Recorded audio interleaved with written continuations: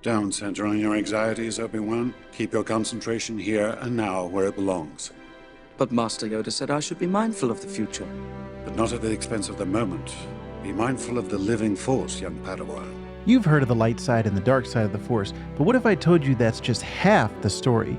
There's a deeper mystery hidden within Star Wars, the cosmic force and the living force. Most fans think of the Force as a battle between good and evil, Jedi versus Sith, light versus dark, but the Force is much bigger than that. In fact, George Lucas and later Star Wars storytellers introduced two deeper aspects of the Force, the living force and the cosmic force. Understanding them changes everything. Let's start with the living force. This is the energy generated by all living things. Every creature, every plant, even microorganisms contribute to it. Jedi like Qui-Gon Jinn were especially attuned to it.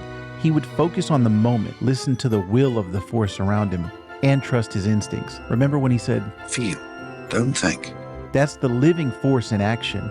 It's immediate, it's present, it's alive. The cosmic force, on the other hand, is the grand design, the force as a whole. When beings die, their essence returns to the cosmic force. This is where purpose, destiny, and balance come into play. It's how force ghosts like Yoda and Obi-Wan can exist after death. They merge with the cosmic force, but maintain their identity because they understood and accepted both parts of the force. It's what Qui-Gon discovered after death and what he taught Yoda and then Obi-Wan. So while the light side and the dark side are about how you use the force, the living force and cosmic force are about what the force is. Think of it like this. The living force is the heartbeat, the cosmic force is the soul. The light and dark sides are choices made within that system. When a living thing dies, all is removed.